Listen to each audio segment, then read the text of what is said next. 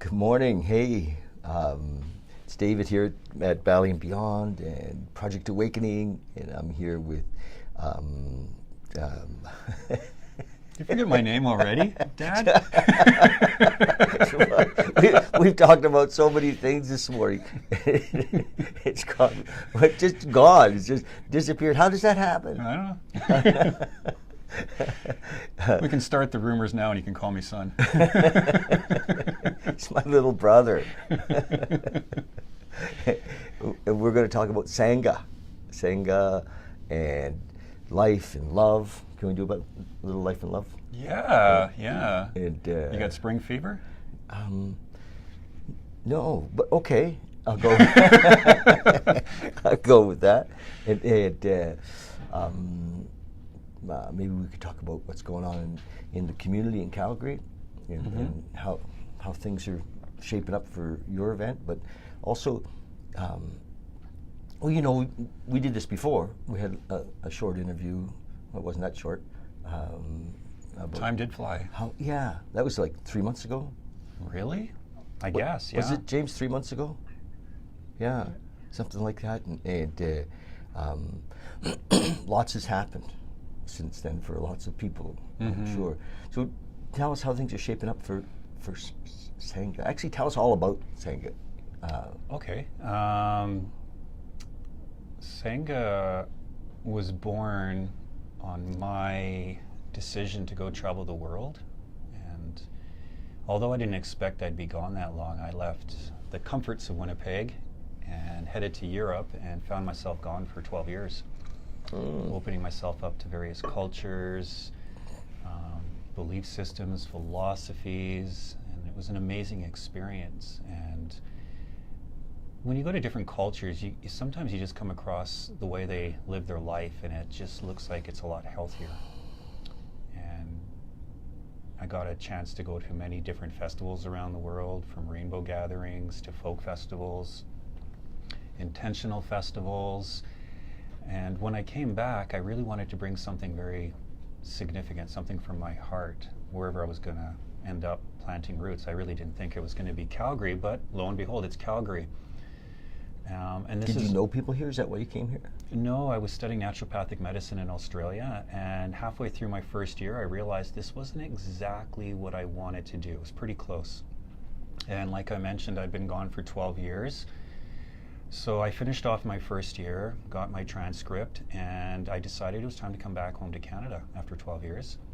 And I went to the university library and looked through all the colleges and universities in Canada and picked the one that I felt best suited what exactly it was that I wanted to learn, and that was Wild Rose College.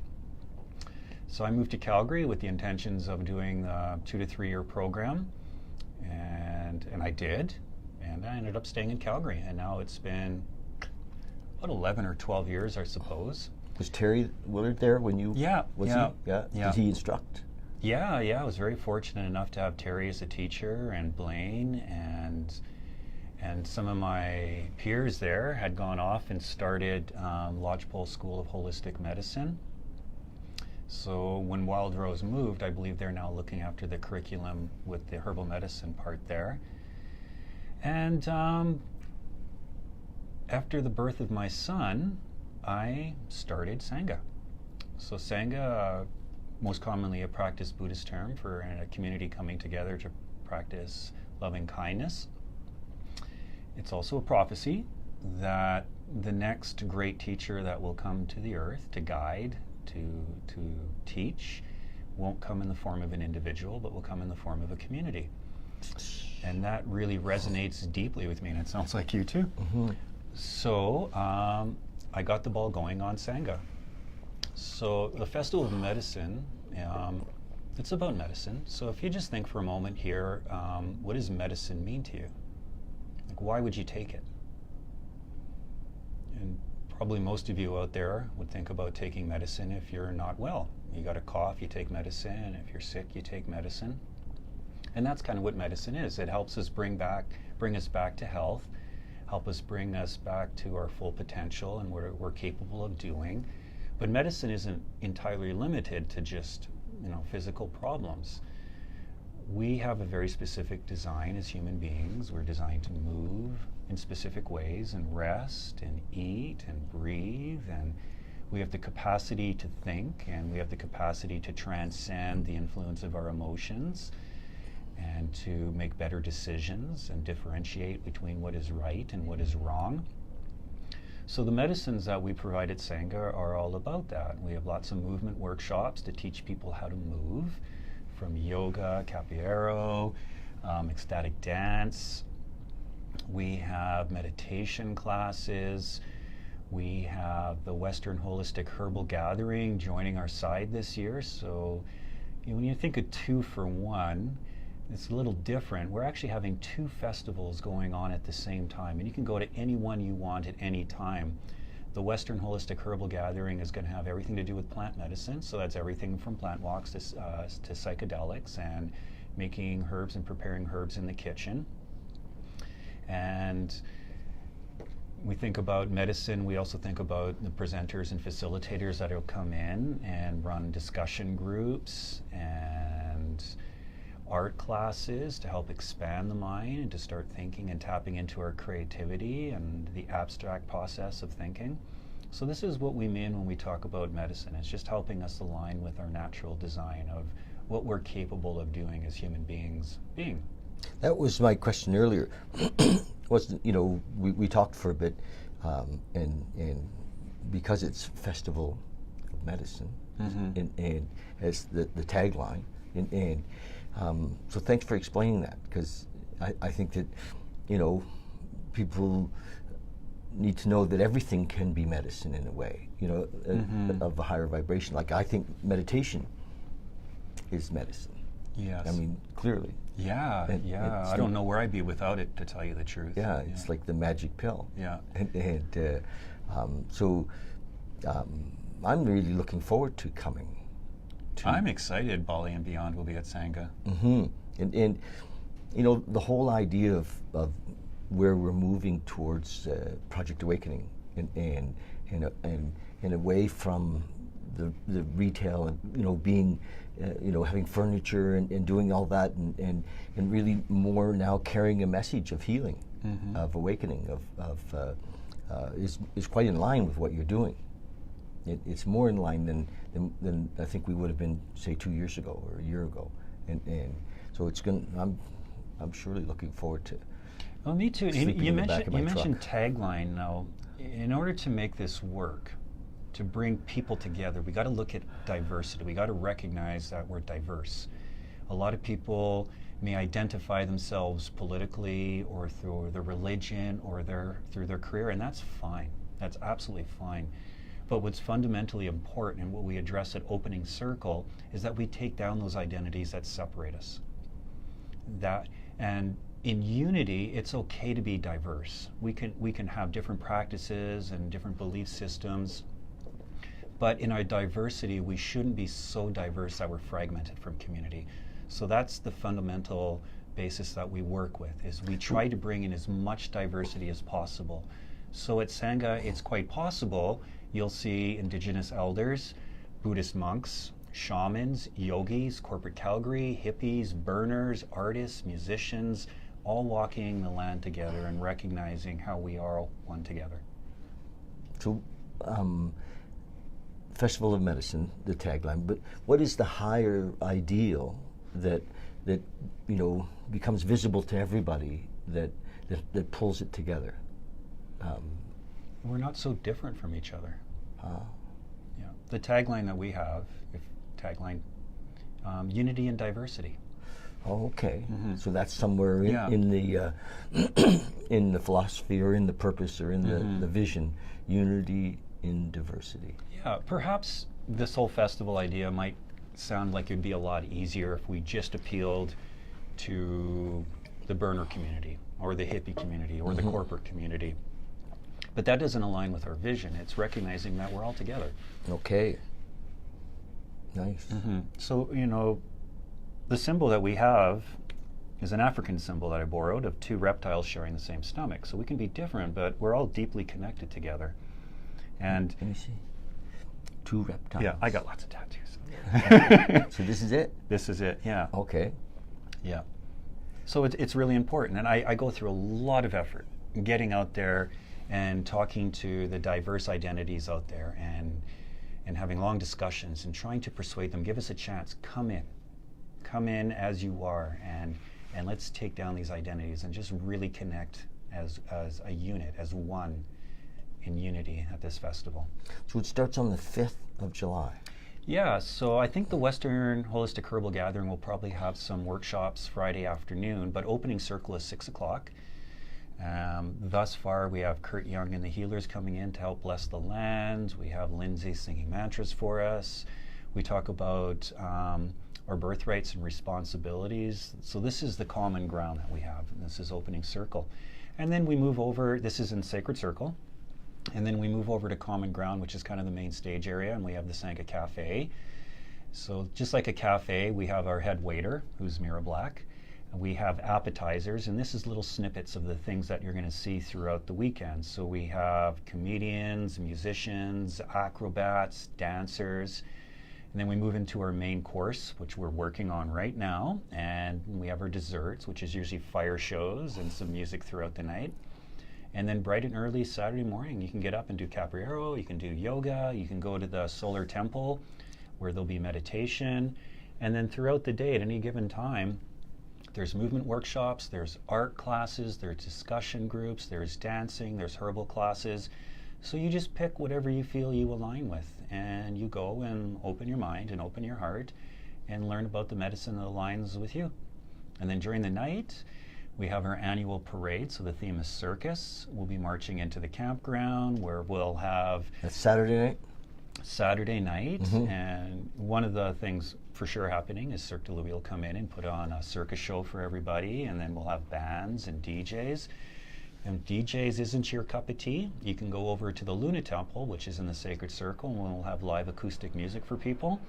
And then what proved to be more of a success that I could imagine, that's all the fans going crazy in the background, is the adult-only workshops.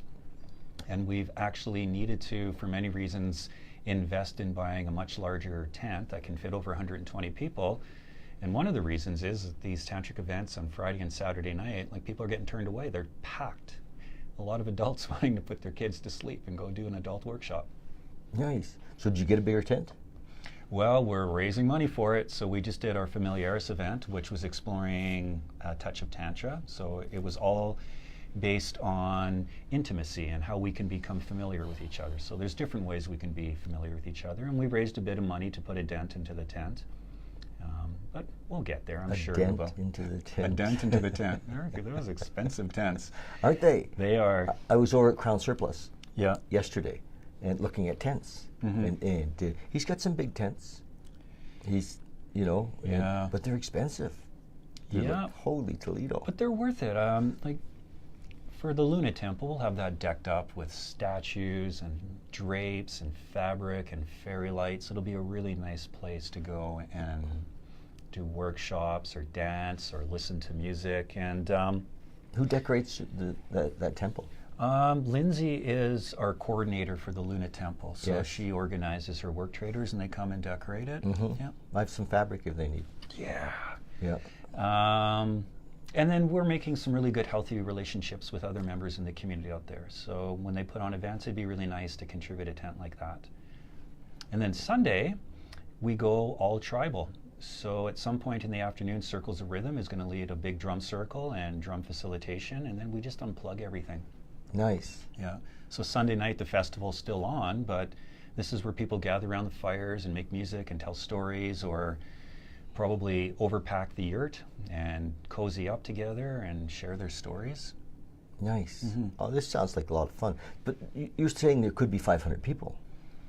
Could be 5, could be 6, yeah. Wow. How big's the land? 90 acres.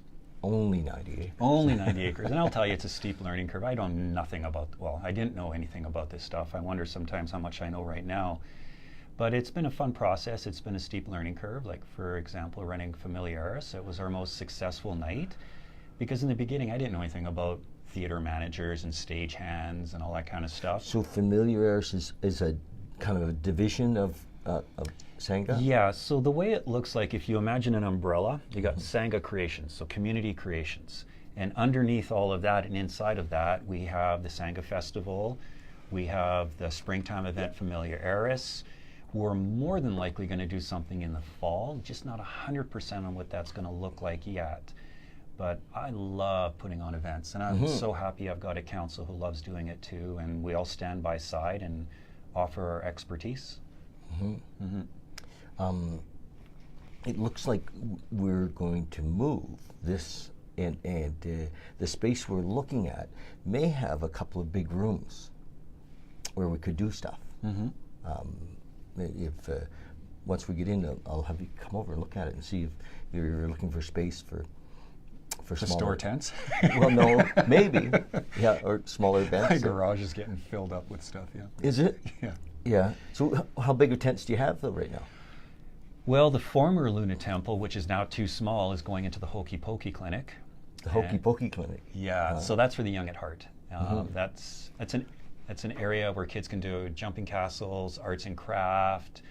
There'll be singers and storytellers. We got the Kootenai puppeteers coming in and doing puppet shows. And we'll see if we can showcase them for 5 minutes on Friday night at the Sanga Cafe. Yeah, so it's a place for kids to come and young people, really. Sanga Cafe. Yeah. So are you going to feed people? No. We do have the Dandelion Cafe there, though. So the Dandelion Cafe opened up, I think, about a year ago in Inglewood. And I went there to see a friend of mine sing, and I loved it. And I was like, I know that chef, and I know that manager, and I just knew all these people, and the food is amazing. And I thought, well, why not ask them to come to Sanga? And we got an industrial kitchen in the Centennial Building, and they're going to come in, set up a cafe. Oh, so there is a kitchen there? Yeah. Okay, Yeah. Actually, I know that property. I've spent some weekends there with the men's work that I've done. And actually, I've cooked in that kitchen. I know that kitchen. Good. Yeah. So they'll be able to have meals for people to buy. Yeah. And we'll have food trucks. Oh, yeah, okay. Yeah, I don't know the name of the last food truck, but literally just as I walked in the door, my phone went bing, and it was a woman who wants to cook vegetarian food people through her food truck, and Cryptic Crepe. They're friends too. And then we got Dandelion Cafe. And then we'll just see as the numbers grow. It's a big weekend in this town because it's the first weekend of Stampede. Yeah. And which for a lot of people is a great weekend to get away. And it's so close. 20 minutes, yeah. There is actually some people who will drive there and at the end of the night drive home. 20 minutes, they're in bed. First thing in the morning, 9 o'clock, they're at the front gate when it opens and they're right back in it. Wow. Okay, so no sleeping. I can't imagine not sleeping over, but yeah. Yeah. Well, we got dorm beds. We have a lot of land.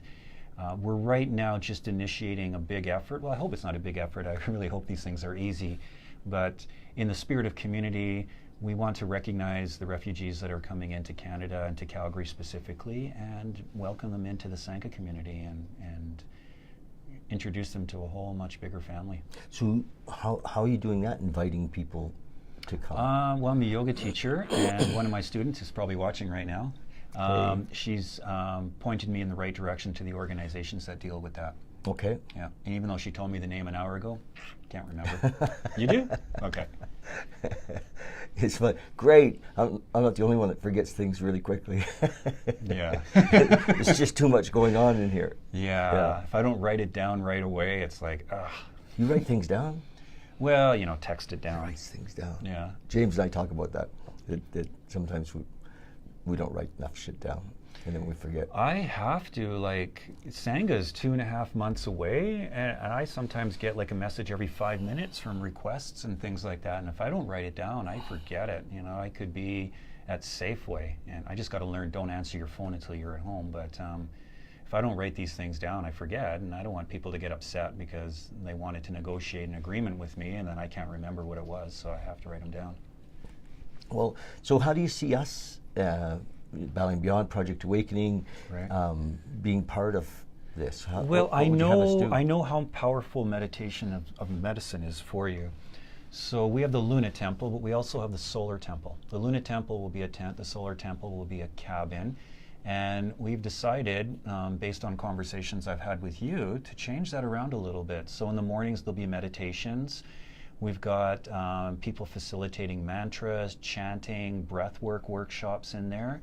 In the Luna? In the solar temple. Okay, the cabin. Yeah. Yeah. So that's where, yeah. So you'd like us to set up there? Yeah. Maybe have our stools? And yeah, and you'll be right on the cusp of Sacred Circle, and that's where the Elders' tent will be, the Luna Temple will be. We'll have an area in the trees there, or gymnastic rings, parallettes, and what are those, slack lines and all that kind of stuff. So we do get a lot of people in the movement community, and, well, they just love to move. So might as well give them a spot to go move. That'll be close to the cabin? Very close, yeah. All right. Yeah. And everything is no more than a 5-minute walk. You can walk from one end of the festival to the other 10 minutes, maybe. And it's right on the river, really. It's right on the Bow River, yeah. And can people access the river? Yeah, yeah. There's a nice little spot we like to go swimming in, because almost every festival it's like 32 degrees, it's hot, and just like to go down there and go for a swim. So Cochrane's on the other side of the river, so we're going to behave ourselves on the riverbank, right? We have to wear clothes? Oh man, I'm the last person to keep my clothes on at a festival. Yeah. But that's the agreement we have with Camp Jubilee. Yeah. Yeah. That sounds, you're blushing on that one. Yeah. Well, I understand that. Yeah. I mean, we're pretty close to civilization. Yeah, and we want really good relationship with Cochrane. Yeah. It's their home. We're their guests. And this year I'm going to go in there and see if I can talk to the mayor and see if I can talk to people. And last year I started the process of going to the RCMP depot and let them know our presence. And whenever you want to come and visit us, this is where we'll be and this is what we'll be doing. And they really haven't visited us. They didn't drop over? Well, maybe a year or two the music was a bit loud. Mm-hmm. Yeah. Mm-hmm. And they came by to say hi. With a big smile, because our theme that year was circus. So we're all dressed up in circus gear, and the smile on that constable's face when they asked to speak to the director, and I walked out in my circus jacket and hat and all that kind of stuff. But they were really good. And in fact, I think the loudest noise came down the river at a different festival. So I think they got a little confused about who was making the noise. Oh, there was something else going on in the neighborhood. Rumor has it was the police rodeo. Yeah. Oh wow. Yeah. That's cool. Yeah. So what do you do? I know we talked about it last time, but I'd love to hear again. Like you're involved in community in a lot of different ways. Well, it's tough in Alberta, so diversification really does work. So I run a before and after school care program out of my house. Well, when I'm not doing that, I go teach yoga. So I work at the Alpha House. Can I just catch you on something? Yeah. Let's back up to it's tough in Alberta, and let's drop that. Okay. And say, wow, Alberta's going through such transition. Yeah. This is what we've asked for, and there's a little pain in the transition. But I think that we're going to see a revitalized, an amazing, different Alberta than we knew 5 years ago. With more diversity. Diversity's like big for you, and I really do. I think that, and it's been the shift has been a little painful for some of us. And that's so accurate to say. Like, I am so happy with where I am right now, but it's when it comes to investment and financially tough times, it's kind of ironic that the industries that pick up are gambling and alcohol. And the industries that can suffer a little bit financially are the ones that have to do with wellness. So, because of that, I could have wallowed in my fear about how I'm going to pay my bills. Been there. But I started a before and after school care program, and I love these little personalities that come to my house every morning, and then I pick them up after school. And I still have a healthy teaching yoga practice, and I keep extending my contract at MRU in the yoga therapy program. So you teach, that's right, at Mount Royal University. Yeah. What is it you teach again? Last fall I taught, every year I've been teaching foundations. So to students, I introduced to them ancient science, philosophy, modern science, like kinesiology, practical psychology.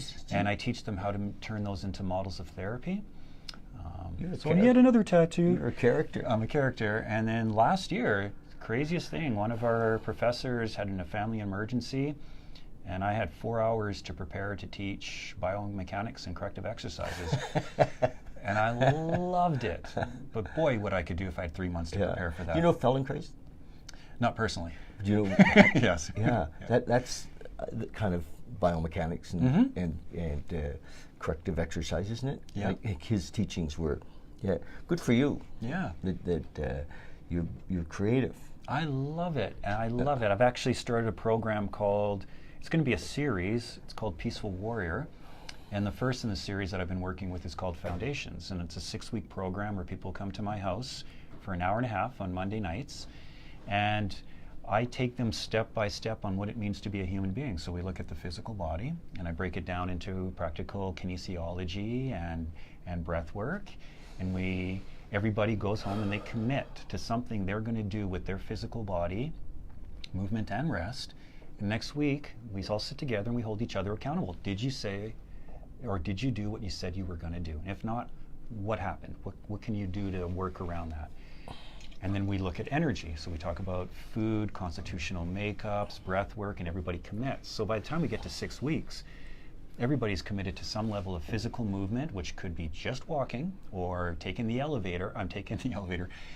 the stairs instead of the elevator, a change in their diet, recognizing and starting to eliminate the stress, start looking at more wise choices in our life and reintegrating joy into our life. So by the end of 6 weeks, it's amazing to see what you can do if you just look at the little things in your life, like eating better, like moving a little bit more.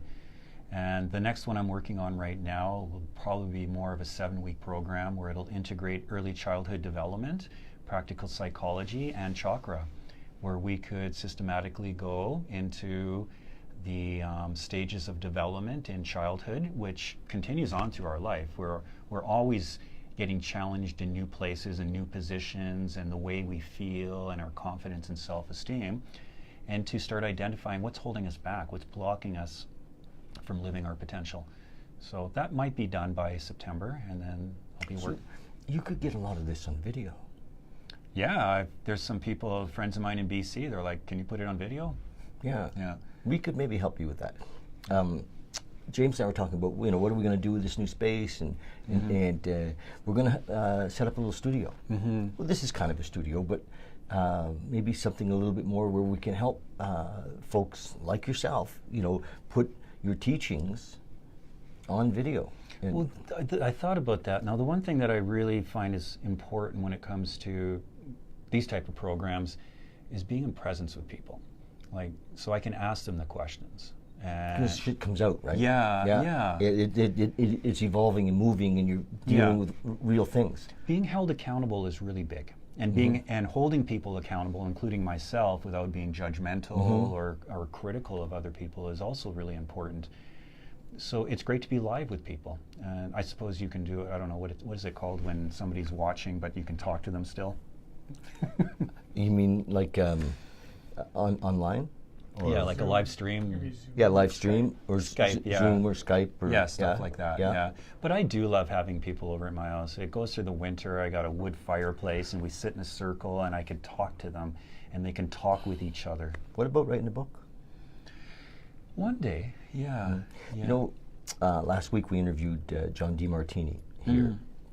Do you know John? Have you ever heard of him? No, but I caught just a little bit of it, and I didn't write it down. I should have written it down. That I want to watch that full interview. Yeah, well, he's an amazing fellow, and he's well written.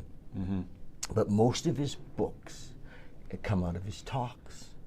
So everything that's recorded, he has somebody, a staff person, going through his talks and pulling the information out of them, so that.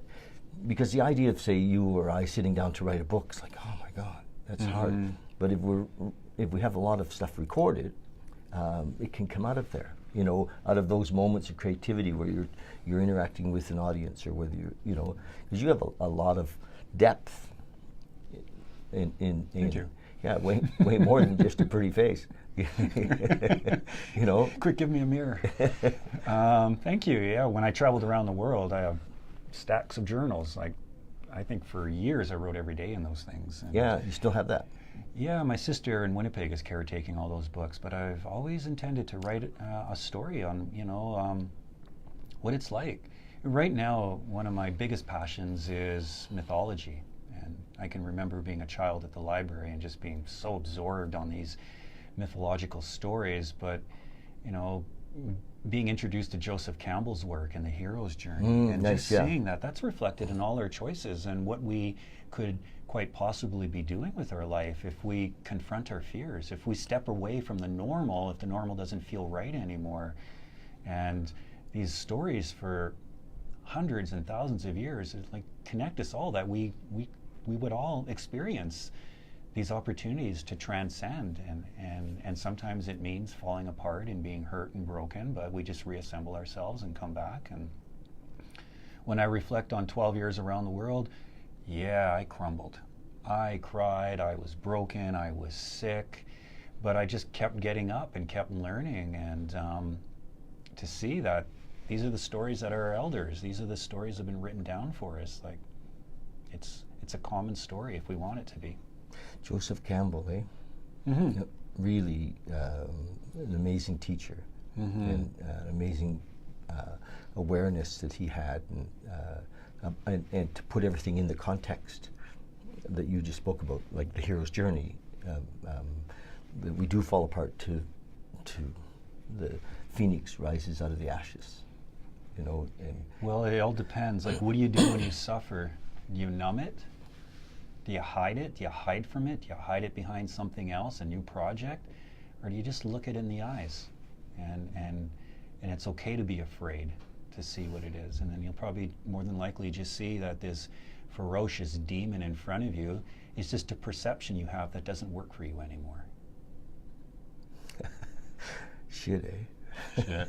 And yeah, Joseph Campbell, his influence on Star Wars, and if memory serves correct, his influence on Alan Watts. And I love listening to Alan Watts talk and to find out that maybe this guy was even quite influenced by Joseph Campbell. Mm-hmm. Yeah, James likes Alan Watts, and I like him too. I love his voice, and he goes right to the point. Yeah. Quite quickly. So I think, at a time in our lives where we have something to share with the next generation or the generation after that. I think there's the young people that are coming up in their 20s and teens, and are looking for current teachers to share our experience and our vision of hope, or a vision of awakening. So there's a responsibility, I think, that comes with all the pain. Yeah. And that's why it's so important to remain connected with our young people. Yeah. Because the art of being a teacher is the teacher being able to relate to the student. Do you, at Sanga, lots of young people? Like, yeah. In their teens, 20s? Half, you Do think? we have to call 20s kids? Are we getting that old? All ages there, yeah. I remember a friend of mine brought his little baby there, So a there's toddler. kids, children. Oh yeah. And some of I get so much beautiful feedback over the years, and some common feedback I get is from parents who love go to festivals. And this is the one festival where they feel like they can bring their kids and they could dance to the DJs they like or the bands they like, or, mostly speaking, it's 90 acres and everyone's got eyes on kids and make sure they're okay, but kids can just run around and be free. Mm-hmm. They're not they don't have to be constrained to a point. Sweet. So, where the fire pit is at the building there, is a lot of stuff go on right there? So the big building? Yes. Yeah, so that's common ground. And that's where the Sanga Cafe is, that's where the circus will be, that's where the bands will be, the DJs, the fire shows. And they used to have 3 teepees set up close to where you'll be in the Solar Temple. The teepee canvas got a little rotten, so it's not there, but that's Sacred Circle, and that's where we'll have the Luna Temple. For the last couple of years, Sky Dreamer came in and with his geodesic dome, but we'll have other things there like the Elders Tent. And then the herd gathering will be located I can't remember the name of the other building, but it's right by front registration. So as soon as you come into front registration, you're in it. Herb gathering, common grounds, sacred circle, and lots of camping. Wow. Mm-hmm. Well, I think this is going to be a very cool event. This is number 5. I'm so excited, yeah. Number 5? Yeah, yeah. No, that's it. You know, I'm excited too to come and spend the weekend. Can we go on Thursday night? Yeah. That's what happens. Some people go Well, Thursday to set up. you know, especially people who are going to set up. We're there Thursday at around noon, and we're setting up the tents and drapes and fabric and lights and lighting the pathways up and front registration. And then Friday morning, we just tidy up everything, make sure there's soap, hand towels, and the cafe is all set up. And then by 2 o'clock, the front doors open and people come in. Nice. Mm-hmm. And how do people arrange to stay in the bunks? They just contact me and say, hey. So we got like 100 beds in the big building. Yes, Over 4 rooms. One room we give to vendors and musicians to store all their gear, which leaves us with 75 more beds. And I would say at best, we may fill up 10% of that. So we've never really needed to book these things. We have in the past, and it's just like, well, no one uses them. People, they want to RV or camp. Okay, yeah. And I've slept in those. They're really nice now. They're big beds with nice floors. They're very spacious. Yeah, it's a great setup. Every year we go there, the Camp Jubilee just improves the quality of the land. They just redo the cabins, they redo the land, and so every year it's a nice little surprise, like what are they going to do this year? Nice.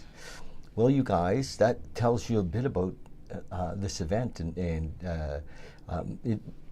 you know, if you have any questions, you can just leave them on this post, and you can check in and see. Yeah, and if you're curious, on Facebook, and I'm building the website, and this is all different languages to me, but I'm getting there.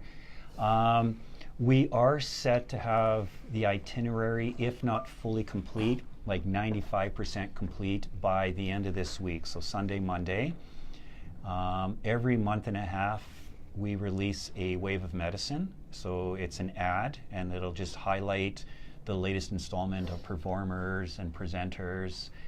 And that too will be set by the end of this week. And you can just check out like what it's all about and what we have to offer. Can they buy, like, how much is the event? Like, well, we're on tier 1 right now, so it's $195, and that includes everything except for your food. Children under 2 or 3 are free. Over that is $25 up until I believe 11 years old, and 11 to 17 is $50. So we really strive to make it affordable for people.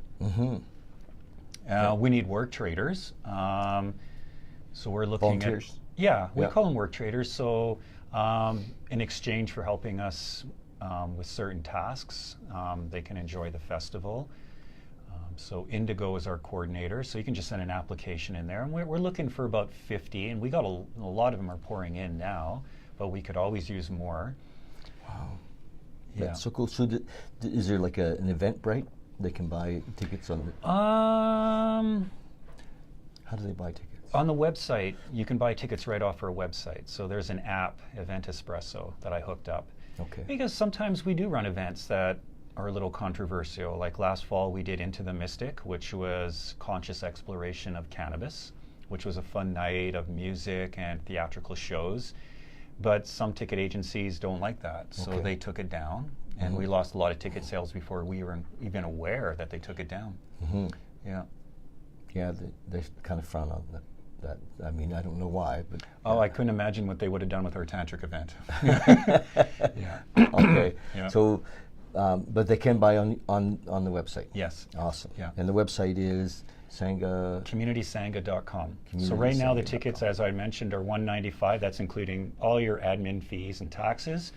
And that will be like that until May 15th. And then they go up to, I believe, $205 or $210. Nice. And everywhere I look, at least everywhere I've looked, we are the most affordable festival out there. Wow. So for 3 nights, 4 days, amazing workshops, healers, facilitators, art classes. I think it's a bargain. Of course, yeah. I mean, the whole idea of spending a weekend with friends and community in a big way, without all that stuff, is worth quite a bit. And, you know, for people like us in our 30s, Yeah. it's great to know that we don't have to wait till 3 o'clock in the morning for our favorite band or DJ anymore. Yeah. We'll probably be on at 10 o'clock at night. Right. Oh, so because we got to turn the sound off by midnight, or? Yeah, so Friday, I think we usually go until about midnight. Yeah. I mean, people stay up around the fire and sing and whatever. Yeah. Saturday, we're going to see if it's possible to get a noise extension to see if we can go till 1:32. And then Sunday, it's all organic. So people drum, people sit around the fire and sing, and you can do that all night if you So want. folks can stay Sunday night? Yeah. Okay. Yeah. Awesome. And Well, that all started because the Sanga was initially 2 nights. But on Sunday and Monday, we have to tear down. So I would just say, if you want to stay on the land, stay on the land. And I'd wake up Monday morning, and there'd still be like 50, 100, 150 people there. So we're like, kind of like this. Let's make Sanga 3 nights, but let's keep the theme of being tribal. Let's just unplug everything. You know, our sound technicians, and they get to enjoy the festival too, because they don't have to be around all the speakers and the Nice. microphones. They can just kick back and enjoy. And we probably got about 16, 17 people on council right now, probably, and growing. And I really want them to enjoy it too. yeah. And that tribal Play. night's a great night for that. Yeah. Coming? I think I am. Yeah. Yeah. Awesome. Oh, and we have the Tranquility Spa. So we got a cabin where you can go and get hair tattoos, henna, reflexology, all kinds of fun stuff. Nice. Yeah. So it sounds like, you know, entertainer-wise, there's probably over 100 Probably getting up to that, yeah. people who Yeah. are doing different things that are in service to the folks that are coming, whether it's entertainment or in service to. That's pretty cool. Well, I can't imagine how many performers will come with Cirque de Louis. And then we got Wattaway. They do jazz, and that's from Harmony House. And that could be anywhere from 3 to 10 musicians. We have a meeting with one of my favorite bands probably as soon as next week, and that could be another 8 to 10 musicians for one band alone. So you factor in that, and belly dancers, and tribal dancers, and fire dancers, and acrobats. Yeah, well, there'll be a lot. Wow. Yeah. Cool. Well, thank you for doing this. Thanks for bringing me back. Yeah, but I mean, thank you for doing what you do for community. It's important. And thank you for coming today. Thank you. And sharing your vision and, you know, your experience with our community. We're glad you picked Calgary Calgary picked me. Yeah. to come to. So, yeah, thanks a lot, and we'll see you soon there. Yeah, And, yeah. and probably in between now. I'm sure we'll be on the dance floor again sometime soon. We may call you when we move. Yeah. We're going to need some manpower. If it's crunch time, I'm not answering the phone. We have to be out by noon. Tell everybody when you're moving. Oh my Yeah. gosh, It's gonna crunch be a time. surprise and it's a sale and come in. Come on, we're, Yeah, yeah. All of you people who want to call me 2 or 3 days before Sanga and I don't answer the phone, oh, understand I'm busy. yeah. Well, I don't mean that we wouldn't. Yeah, wouldn't call you when you're in your crunch time. Yeah, No, but anyway. yeah. All right. Thanks so much. All right, thank you. You bet. Okay, you guys, love you. Follow us on YouTube, okay, and maybe subscribe. We'd love that if you do, and share and comment. Cheers. Love you lots. Bye.